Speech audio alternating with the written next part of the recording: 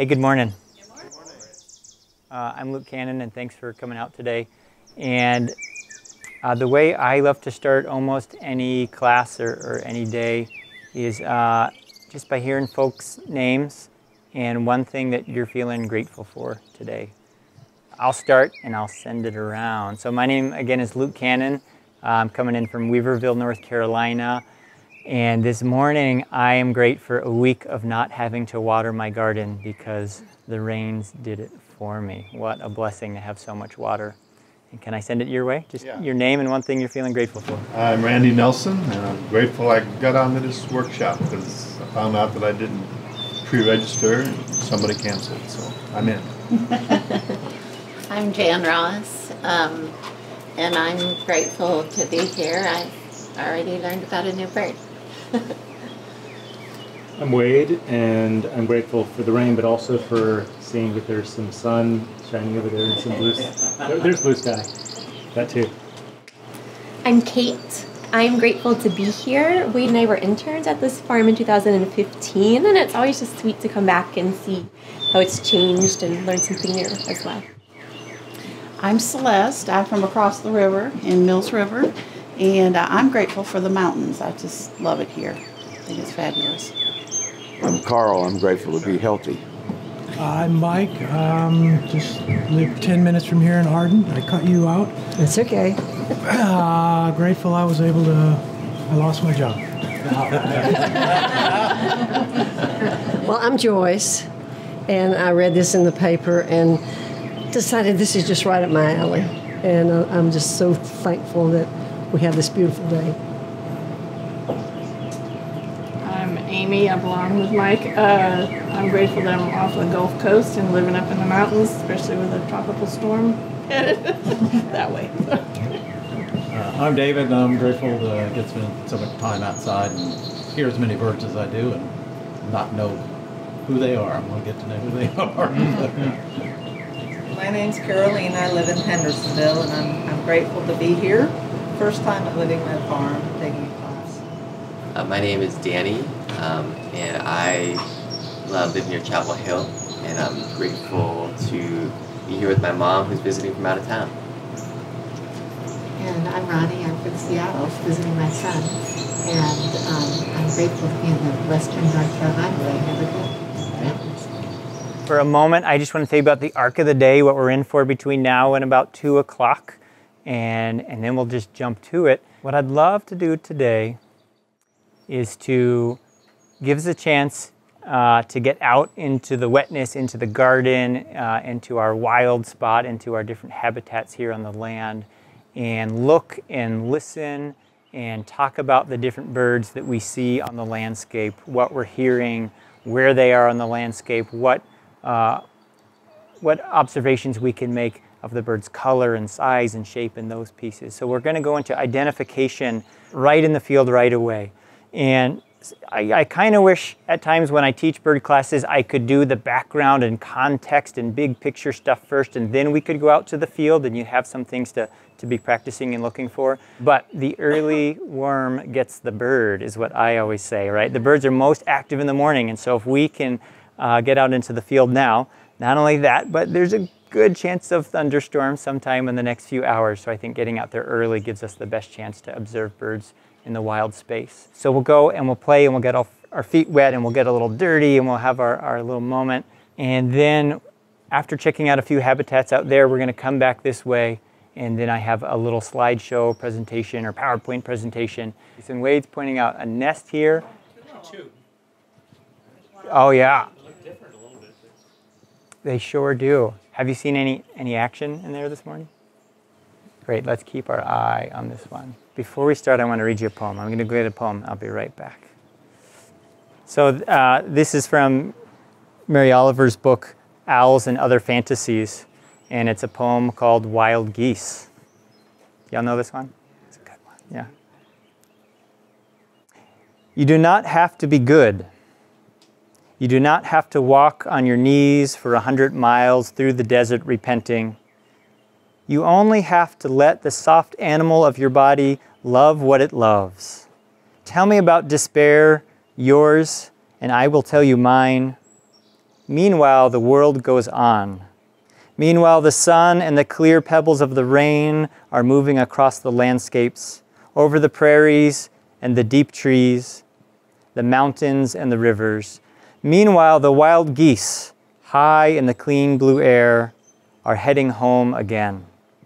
Whoever you are, no matter how lonely, the world offers itself to your imagination, calls to you like the wild geese, harsh and exciting, over and over, announcing your place in the family of things.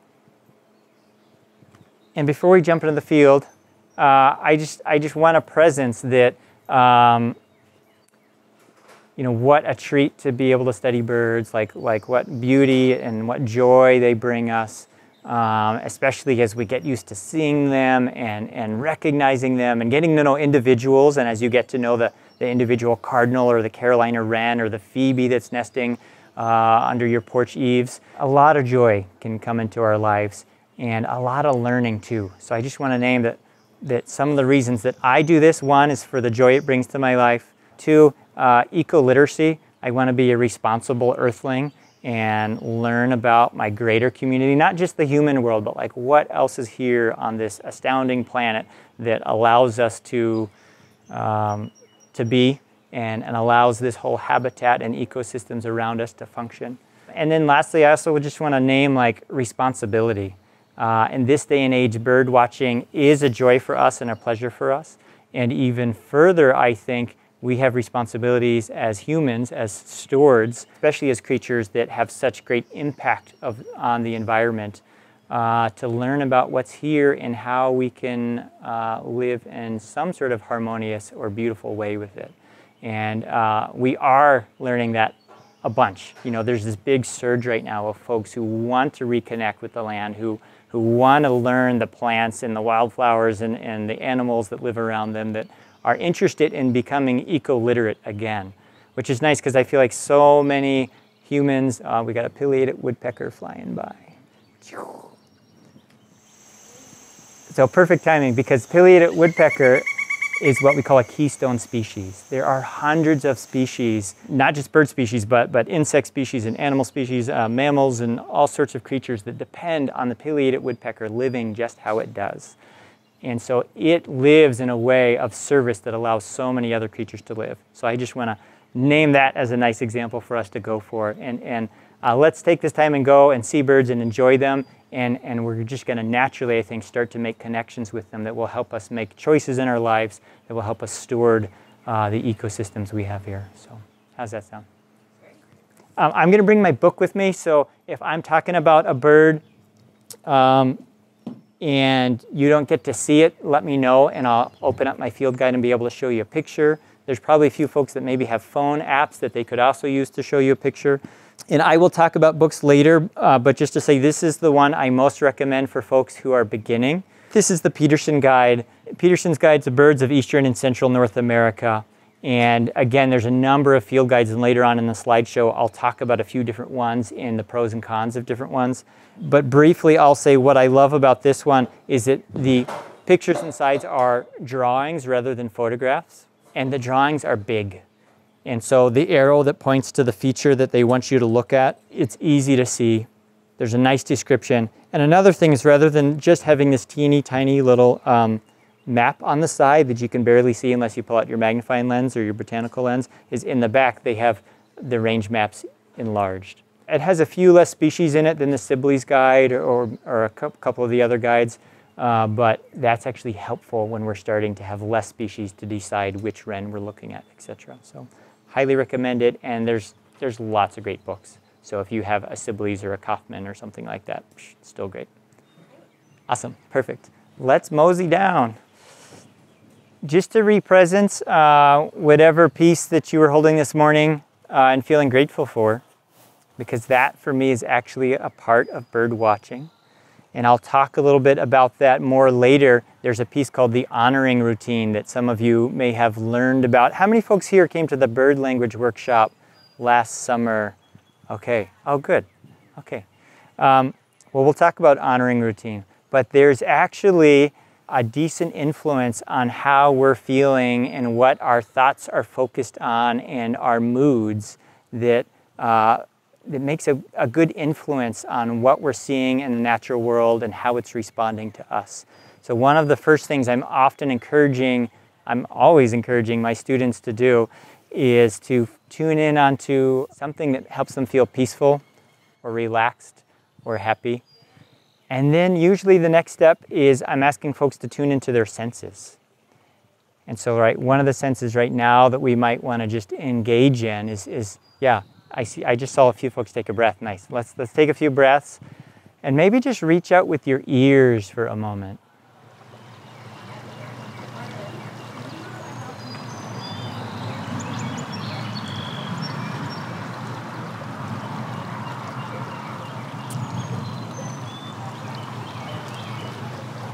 Your voices, a distant car on the country road.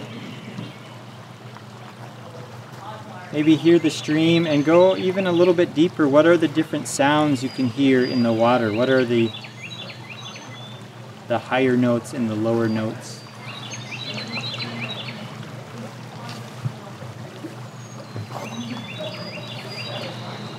As you start tuning into birdsong, you'll probably hear some that you recognize and know the names to. You'll probably hear some you recognize and don't know the names to. And you might very well hear some you have no idea what it is. That happens to me every day. But one thing that I'll ask you to do as we start to observe birds and learn to identify their songs is that the songs, or actually the vocalizations that they're making, are going to give us more than just identification. As we tune into bird vocalizations, we're going to start understanding the different moods that the birds are in. And it takes a little bit of time to get to know the different species, but it's actually a lot easier than you think. I have students all the time who start doing this piece of trying to figure out what mood the bird is in, and they're just really accurate with it right off. They just start asking, what is this bird thinking about? How is it feeling?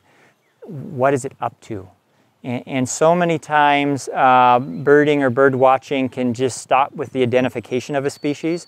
And the style of bird watching and birding that I really am promoting with folks is a type of birding where folks connect in with the creatures that they're observing. I don't care if it's a chipmunk or a squirrel or a bald eagle. Like, what's it up to? Not just identifying it, but what is it up to? What is it doing? Because it's going to be through deepening our relationships with the animals on the landscapes that we're going to learn how to steward the land. We're going to learn how to make decisions around where to place our barn and what crops to use and what we want to use to take care of cucumber beetles or not use to take care of cucumber beetles, etc. So there's going to be a lot more information. Well, it might even, later today we'll get just a little bit into bird language later this afternoon, and we'll learn that what the birds are saying and how they're feeling will tell us other information about the landscape, like when the fox is moving through, when a hawk is going after your chickens, if there's a deer that just gave birth in a little patch of woods in your backyard that you didn't even know there were deer in. So a lot of neat information comes from bird language. Okay, I want to walk around the landscape, and what I'm going to do is I'll point or gesture a little bit. Sometimes I think in the bird world it's rude to point. A lot of times when I point right to a bird that's singing, it stops singing. So I'll kind of be like, I'll point to some sounds, and what we'll do is we'll try to hear them. If we're having trouble hearing them, I might pull out my little gizmo, my bird app, and I'll gather people in and we'll listen to it. And then we'll listen again to see if we can match the sounds. Because sometimes when I'm teaching folks bird sound, in the beginning there's just so many different noises it can be overwhelming. How many folks here already do a little bit of birding? You've gone out a few times. Okay, you might know cardinal or Carolina wren. Great. Anybody here an ear birder? You spend a lot of time listening to birds and identifying them by ear? Awesome. Great, because turns out that even though our visual sense can be blocked by a lot of different objects, and thus we only have so far we can see. I can't see any birds on the other side of this house, right? However, I can hear birds on the other side of this house. Our sense of hearing can reach out around the landscape in amazing ways if it's the right landscape. If I'm next to a roaring creek, not so much. If I'm next to an interstate or a busy road, it can be a lot harder to do. But in a lot of natural environments, our sense of hearing are going to reveal sometimes dozens and dozens of species on the landscape that we might not be able to see. Especially this time of year, once the leaves have come out on the trees, and a lot of birds are expert hiders. You know, you can have 100 birds in a tree and not even realize it. You know, as you're walking closer, you see 25 grackles pop out. And you're like, oh, I didn't know there were grackles in that tree. And you walk closer, and then 50 grackles pop out. Oh my gosh, there's still more in there. That was amazing. And then you get closer, and another 50 jump out. And this tree at this point is only 10 feet away. But your ears would have told you that the whole time, right? The common grackle, often here in pretty big flocks, making these interesting, like rusty hinge noises, you know, almost like the swing set playground that hasn't been greased forever, right? The grackles make a sound like that with their throats. So we have two of the most common birds singing here near us, and they're two birds that live here all year. It's the Carolina wren and the northern cardinal. Let's walk over towards this northern cardinal. Oh, and we have a song sparrow too. Let's walk over towards the northern cardinal and we'll take a listen to its song and we'll talk about it a little bit. Can you see right up here at the top of this willow, we have a bird singing. We have a song sparrow. And I love this moment because later on this afternoon, I'm going to talk a bit about birds on the landscape, and particularly location on the landscape. Right in the top of this willow, if you step this way, you'll have a silhouette against the sky. It might be a little easier to see. Oh, yeah. Yeah, huh? By the way, if anyone wants to try these fancy binoculars, you're more than welcome. The male song sparrow loves to perch about 10 to 15 feet off the ground. And he's getting up there and singing his song, letting other song sparrows know that this is his area, this is his turf, this is my side of the garden. Letting female song sparrows know how good of a singer he is. And so he just flew from this perch, which is kind of a nice zenith place, a place where he can be seen really easily. Now song sparrows prefer, how about this, song sparrows in our area prefer to perch around 10 to 20 feet. I would say that bird is 20, maybe even 22 feet high at this point. Oh, and we have a hawk flying over, and everybody goes quiet. And the hawk has something in its claws. I think it was a rodent. I think it was like a meadow vole or something. So song sparrow. This song, even though it's a very common bird, this song is not the easiest one to learn. It's a little complex. Can anybody here imitate it? We've been sitting here listening to it for a while. And by the way, when I say imitate, I don't mean like do a good job of sounding like it. I just mean like its general flow. It's like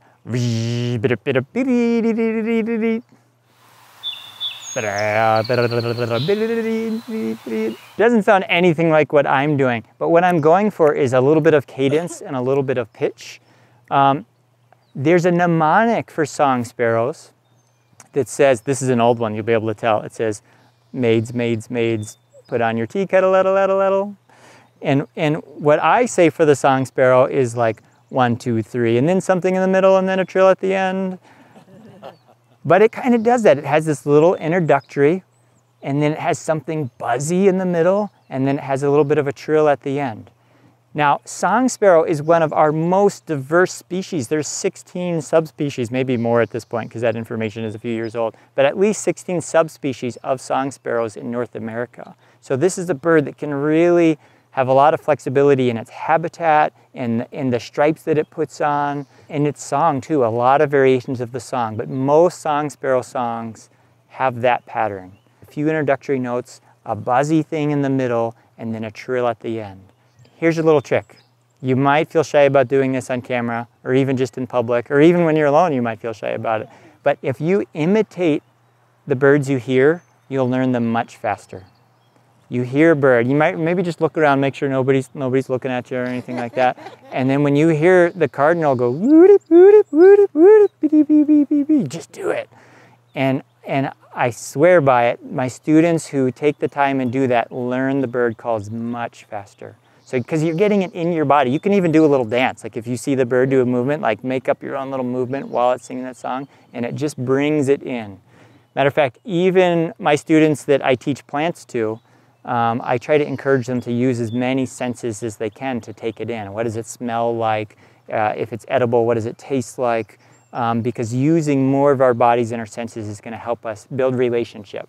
Right? We're not just trying to learn birds up here. We're trying to learn birds like as a relationship, like all together. Yeah.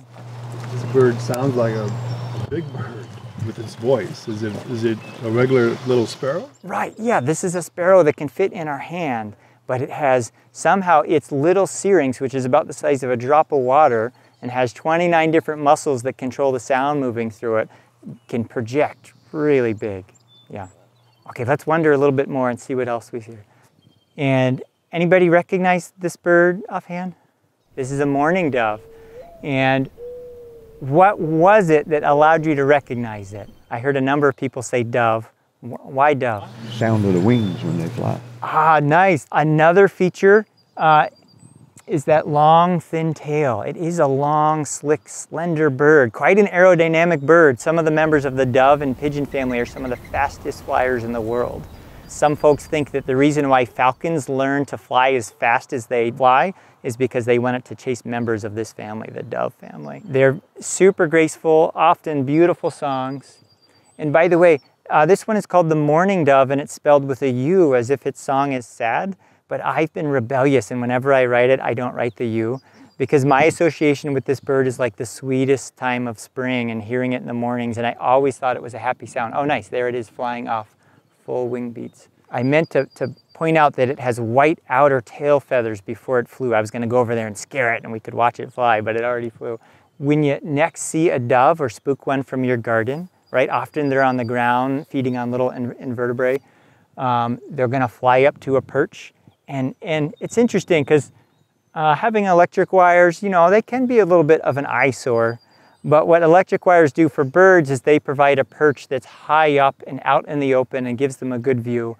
Very often, as you're getting into birding, going and checking the field near where you live that has a big electric wire or a big stretch, a big span of electric wire or telephone wires, it can be a great place for a lot of species because so many things just like the safety of that nice high perch where they can get a bird's eye view. So we have a northern cardinal that is on this electric wire. You might be able to hear it going choo-doo, choo-doo, choo-doo, choo-doo. But this is a male northern cardinal. These days I do sometimes carry a phone that has bird sounds on it, but that's not necessary. For years and years I've birded without any sort of apps. But I carry a book with me at all times, checking habitat and checking range maps. So here is our northern cardinal. Male, bright red. Female, mostly dull, like brown and buffy tones. Notice the tops of their heads. Can you see that nice big tuft? Recently, I got to see a summer tanager in our area, a bird that is an infrequent guest to the mountains. The summer tanager is a bright red bird. Unlike the scarlet tanager, which is here a little more often, the summer tanager also has red wings. Scarlet tanagers have black wings. So how did I know the difference between a northern cardinal and a summer tanager? What are the features to look for? And that's where these books are nice. They have little arrows that show you what to look for to be able to tell the bird from similar species. And in this case, the tuft on the top of the head, and then the other arrow is pointing to the beak. Because even from where you are, can you see the big honking beak on this bird? Yeah, it's a finch-like beak. It may be a finch relative. They've actually been moving in it around taxonomically. They're not positive what its relatives are, but it sure seems like it has a beak that's ready to crush open some tough seeds. So that's a nice feature. That's a very different looking beak than that of the summer tanager and would be a good identification feature. Now, song-wise, their songs sound very different. So for me, just seeing a red bird in the distance and hearing the northern cardinal song, I don't even have to get my binoculars on it to see the beak features. But I'll put my binoculars on it usually anyway, just because it's a beautiful bird. Most folks here are familiar with northern cardinal. It's quite a common bird, and one of the funnest things for me is I sometimes host people who come from other states and want a bird in our area, and there's often certain birds they want to see, especially birders from the West Coast that it's their first time birding in the East Coast. this is the bird they most want to see. They're just like, oh, I've always wanted to see a northern cardinal. And there might be other rarities that they're interested in, but like to get to watch people see northern cardinals for the first time, especially if they're coming from areas that don't have brilliant red birds, such a treat. Really refreshing for me, having grown up with this bird. I'm like, oh yeah, it's a northern cardinal. The truth is though, I really try, whether it's a chickadee or a cardinal or a wren, I try to always watch the behavior because I'm constantly learning new things. They're introducing me to new areas of my yard and new creatures crawling around and all sorts of things I might not have seen otherwise. Oh, I just heard a wild turkey in the distance. What are you seeing up there?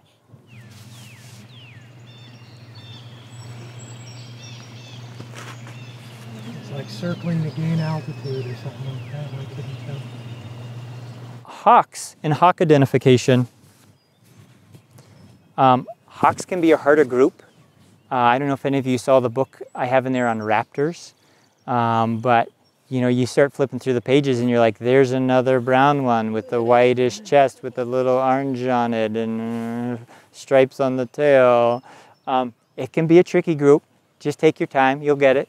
Habitat is helpful.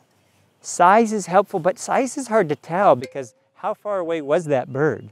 You know, depending on how far away it is, it will look really small if it's really far away or really big if it's up close. So it can be hard to tell size while something's in the sky, but there's little features to key into about the wing shape, about how much the head sticks out, about whether or not light shines through certain feathers, where the dark spots are. But habitat and behavior is a helpful thing. We'll talk more about behavior later, but behavior is one of these pieces that as you get to know the behaviors of different birds, it's going to be really helpful. Matter of fact, even if I didn't see, if it was too dark to see any color, matter of fact, even if it was so dark I could barely see the shape of that dove that was here in the garden that flew up to the wire, just by the behavior of it feeding in the garden and flying up to the wire, I might be able to guess it was a dove. Yeah. Although, if it was a smaller, faster bird and it flew off in a lower angle and landed on the wire, I would have probably guessed eastern bluebird because I see eastern bluebirds fly from gardens and land on wires all the time. And are there other things it could be? Sure, there's a number of other birds it could be. But you start to get to know where different things are in the landscape. Oh, there goes that hawk again. Nice. So we have a red-shouldered hawk. I'm hoping it might do a little call for us at some point. It's interesting that it ended up flying to the same area where the hawk earlier flew to. And I wonder if at this time of year it's being quiet and it's kind of being sneaky. I wonder if it's feeding something on the nest. This seems like a little bit late for a red shoulder to have a nestling, but it might. And maybe it's bringing it mice and feeding its young. Does anyone know if we walk the garden this way, can we get over to this clearing over here? Okay, let's do that.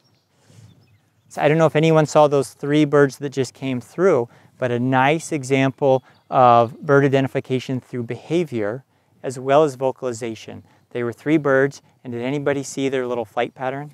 They were doing this thing like they were riding a little roller coaster, and they like go down and down and down, and all of a sudden they flap a little bit and come back up, and they go down and down, and they flap back up. And that is a real typical pattern of the American goldfinch. Then it did a little call note, something a little bit shorter than a song. There's a woodpecker showing the other group of birds that does this too, although woodpeckers are more like this. They're like that long old wooden roller coaster as opposed to the modern fancy ones that are the American goldfinches. Oh, it's good, it just did its call note again. It did a little see-wee. So they have 2 call notes. This one high pitch, see-wee. The other call note they use is a little perchickery. And I might be able to play those for you. I'll take a moment to mention bird apps. Does anybody here have a bird app that they use that you enjoy? Which do you use? Use the Merlin. I love the Merlin app. And the Audubon. Those are my 2 favorites, actually. One nice thing about both of those apps is, one, they can be free. There's free versions of them. They don't take up too much space on your phone, and you can get Eastern versions of both of them. At some point, 10 years down the road, you might want to be learning a lot more about West Coast birds or occasional birds or rarities, in which case you'll probably want to get a North American app, which might cost a little bit of money. I've been trying out one called iBird Pro, It has pros and cons. One of the pros is it has many, many species. It has all sorts of rarities. It also has a lot of unusual songs. That was a red-bellied woodpecker. But sometimes it's hard for me to find the typical songs on iBird Pro. I think they do a good job of showing the variety that's out there. However, when I'm helping new folks try to hear the most common song, I prefer the Merlin and the Audubon app. I'm going to come back to the American goldfinch because we're listening to a nice Carolina wren singing. Cheep, cheep, cheep, cheep. And it has, okay, so here we are. Northern cardinal and Carolina wren, very common birds, lots of variation of their song. Matter of fact, all of our most common birds, Carolina wren, northern cardinal, song sparrow, and blue jay, they have more variety than most other birds do. Kind of interesting, but they're the ones that hang out around us. Maybe they've been able to survive near humans because they're such tricksters or because they have such variety. I'm not sure about that. But Carolina wren typically is in 3 syllables. One of its other songs, the mnemonic I give to it is slippery, slippery, slippery slope. And one goes Figaro, Figaro, Figaro, Figaro. So often it's got 3 notes to it. You could probably waltz to most of the Carolina wren songs. That is the red-bellied woodpecker. It goes brrr, brrr, brrr. Is it real high pitch? It's not too high. And we have a blue jay flying in, which maybe we'll join. Yeah, there's the blue jay. Jay. Little Carolina wren at my house nested where we hang our hose. It built a nest in there, and it just had its first egg hatch 2 days ago. So I'm like, oh, it's like really fun bird watching time. And we can't use that hose. We actually went out and bought another hose just to like leave it there. You know, we try our best. We needed another hose anyway. We were just being lazy. Carolina wrens, let's rap about them for just a minute. And at any moment I might pause to point out a bird flying by, but Carolina wrens, we have a bunch of different wrens. Winter wrens are down here at low elevation in the winter, then they go way high up. We'll listen to winter wren songs later today. House wrens could be around here on a regular basis. Carolina wrens are here all year long. Carolina wrens tend to mate for life. We just had a yellow-billed cuckoo fly by. Like most of our songbirds in North America, the Carolina wren is usually the male that sings. That's about 85% of the time true in temperate areas, it's primarily the male who's singing. When you get into the tropical areas, my understanding is it's a little closer to 50-50. But up here, likely because of higher predation pressures, it's typically the male who sings. It's also typically the male that's more colorful. So why is it that the males are colorful and the males are singing and the females aren't? It's a mating dance. Mating dance. Girls have to sit on the nest. Because the gals have to sit on the nest, absolutely, and they have to be camouflaged. That's super important. And if one of them has to be the singer, yeah, absolutely. The male is going to be the one that we're going to risk getting taken by the sharp-shinned hawk or the Cooper's hawk as opposed to the female. So another way of saying that is the males are more expendable. Okay, we're done with that. Let's keep going. So how is singing used? Singing is used for a variety of purposes. One of the reasons why we're hearing this Carolina wren sing over here is it's letting other Carolina wrens know that this is its territory. This is its area. It wants to use the resources that are in this given spot. It's probably used this area over and over again each year of its life. When it dies, most likely one of its siblings that lives nearby will be the ones that will come back into this area. It would be similar to you putting a fence up around your property, or even just signs that say no hunting, or whatever your signs might say. So claiming area is one of them. Many species will fly around their area regularly, kind of patrolling the borders, especially if there's high pressure of other males wanting that territory, especially if resources in a given area are low. If resources in an area are really high, or birds have adapted to use resources that are really abundant, is another way to say that, then they can possibly have lots and lots of birds close to each other. So it varies from species to species. One example of a bird that does that is red-winged blackbirds, have learned to make their homes in wetland habitats and eat foods that are very abundant aquatic invertebrate. And so they can actually be together in hundreds. And during the mating season, they barely spread out. You know, it'll be 10 or 20 feet between 2 nests. Carolina wrens, however, might want a lot more room because they're going for caterpillars to raise their young. And there's only so many caterpillars in a given habitat. So an area that's mowed regularly, they're going to need a lot more space than an area like that that's going to be a lot more chock full of caterpillars. And so we've got birds flying over here. I think they're cedar waxwings, and they are. And they're not making any noises for us.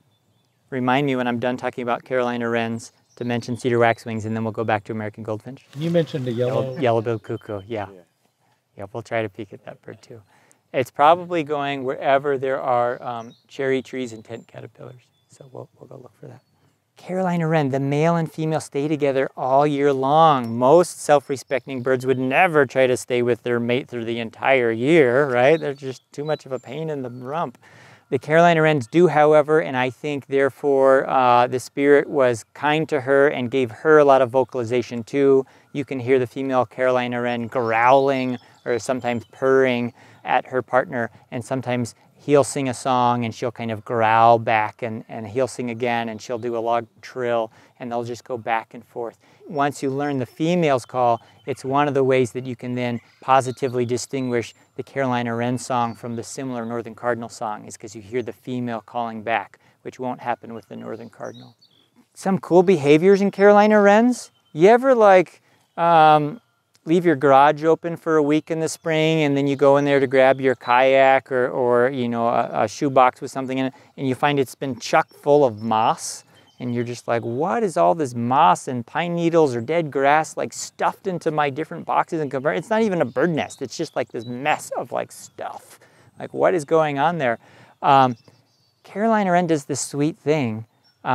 He is the nest builder in the couple. Very often it's the female, but it depends on what species it is. But for Carolina wrens, the male is building nests, and he'll build like 5 to even sometimes 10 different nests. And then she'll come around and she'll check out his work and be like, oh yeah, this one looks good. It's got a nice view and you know, oh, this one's right near the mulberry bush, good thinking.